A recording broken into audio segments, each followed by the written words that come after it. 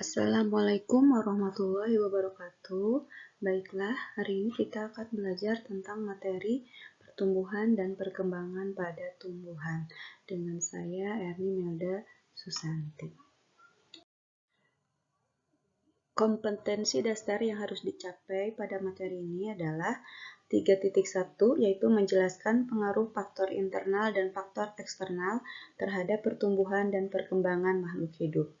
Untuk 4.1, menyusun laporan hasil percobaan tentang pengaruh faktor eksternal terhadap proses pertumbuhan dan perkembangan tanaman.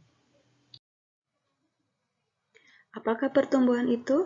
Pertumbuhan adalah proses pertambahan ukuran, yaitu volume, massa, tinggi, atau panjang, yang permanen dan bersifat tidak balik atau disebut irreversibel.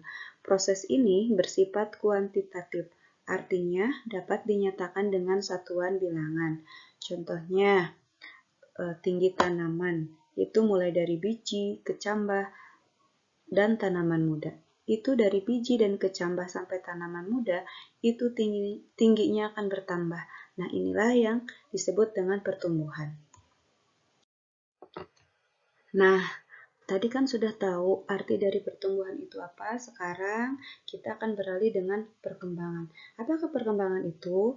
Perkembangan yaitu proses menuju kedewasaan pada makhluk hidup atau terspesialisasinya sel-sel menuju ke struktur dan fungsi tertentu.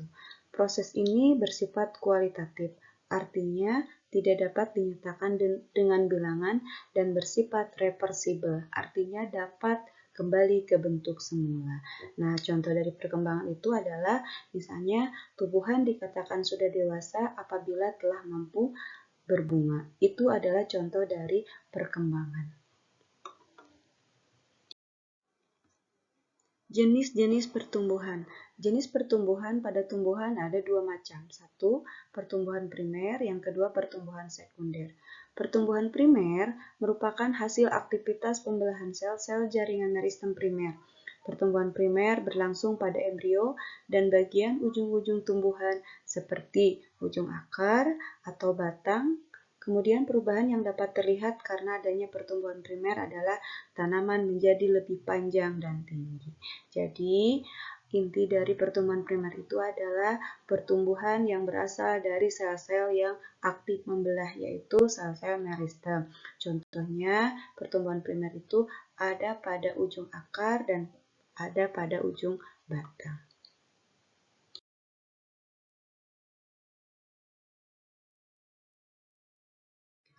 Baik, nah ini adalah gambar dari pertumbuhan primer dan pertumbuhan sekunder.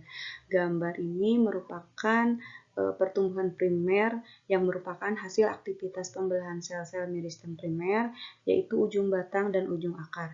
Sedangkan pertumbuhan sekunder merupakan hasil aktivitas pembelahan sel-sel meristem sekunder atau dari kambium. Fase atau tahap pertumbuhan. Fase atau tahap pertumbuhan pada tumbuhan dapat dibedakan atas dua macam, yaitu fase perkecambahan serta fase pertumbuhan dan perkembangan organ tumbuhan. Yang pertama itu adalah perkecambahan. Perkecambahan merupakan permulaan pertumbuhan embrio di dalam biji. Perkecambahan ditandai dengan munculnya radikula menembus kulit biji yang diikuti munculnya plantula atau tanaman kecil dari dalam biji. Nah, bisa dilihat dari gambar, di sini ada yang disebut dengan radikula, kemudian ada kulit biji, ada plumula, ada epikotil, dan ada kotiledon. Jenis-jenis perkecambahan. Perkecambahan biji dapat dibedakan menjadi dua tipe, yaitu perkecambahan epigeal dan hipogeal. Yang pertama, perkecambahan epigeal. Perkecambahan epigeal terjadi karena pembentangan ruas batang di bawah daun lembaga atau hipokotil, sehingga mengakibatkan daun lembaga dan kotiledon terangkat ke atas tanah. Misalnya perkecambahan pada kacang kedelai dan kacang buncis.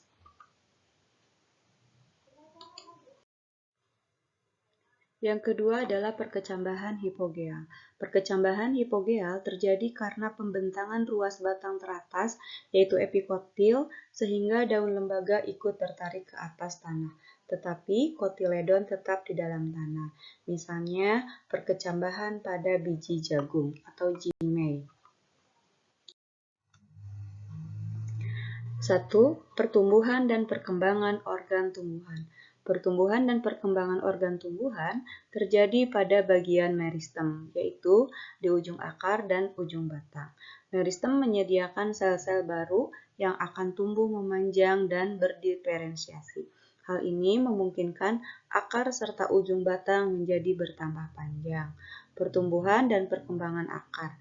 Irisan membujur ujung akar muda menunjukkan adanya 4 daerah pertumbuhan yang batasnya tidak terlalu jelas, yaitu tudung akar, daerah pembelahan sel atau meristem, daerah pemanjangan sel, dan daerah diferensiasi sel atau pemasakan.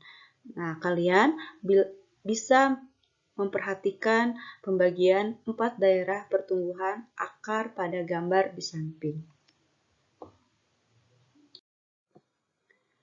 Pertumbuhan dan perkembangan batang. Pertumbuhan dan perkembangan batang meliputi pemanjangan dan diferensiasi. Pada tumbuhan dikotil, terjadi pertumbuhan sekunder akibat aktivitas sel meristem pada kambium dan pertumbuhan primer akibat aktivitas sel meristem pada ujung batang. Daerah pertumbuhan pada batang terletak di ujung batang dengan pembagian daerah yang berbeda-beda. Untuk lebih jelasnya, perhatikan struktur penampang membujur ujung batang pada gambar di samping. Faktor-faktor yang mempengaruhi tumbuhan. Faktor-faktor yang mempengaruhi pertumbuhan dan perkembangan yaitu ada 2, yaitu yang pertama faktor luar atau disebut juga dengan eksternal, dan yang kedua adalah faktor dalam yang disebut juga dengan internal. Faktor luar merupakan segala kondisi lingkungan di sekitar tumbuhan. Faktor luar dapat mempengaruhi pertumbuhan dan perkembangan pada tumbuhan. Contohnya adalah makanan sebagai nutrisi, kemudian air, suhu, kelembaban, oksigen, dan cahaya. Yang kedua yaitu faktor dalam atau disebut juga dengan internal. Merupakan faktor-faktor yang berasal dari dalam tumbuhan. Faktor dalam dapat berupa faktor intraseluler atau berupa gen, dan faktor interseluler berupa hormon. Faktor yang kedua yang mempengaruhi pertumbuhan dan perkembangan pada tumbuhan itu adalah faktor internal. Faktor internal itu diantaranya adalah gen atau substansi hereditas. Gen merupakan substansi pengatur sifat-sifat yang diturunkan. Gen juga berfungsi untuk mengontrol reaksi kimia di dalam sel, misalnya sintesis protein. Pembentukan protein yang merupakan bagian dasar penyusun tubuh tumbuhan dikendalikan oleh gen secara langsung. Dengan kata lain, gen dapat mengatur pola pertumbuhan melalui sifat yang diturunkan dan sintesis-sintesis yang dikendalikannya. Kemudian hormon. Hormon berasal dari bahasa Yunani hormain, yang berarti menggiatkan. Hormon merupakan regulator pertumbuhan yang sangat esensial. Hormon dibuat pada satu bagian tumbuhan, tetapi respon pertumbuhan terjadi di bagian tumbuhan lain, misalnya di akar, batang, atau daun. Hormon tumbuhan yang telah dikenal antara lain ada hormon auksin, sitokinin, giberelin, asam absisat, dan kalin.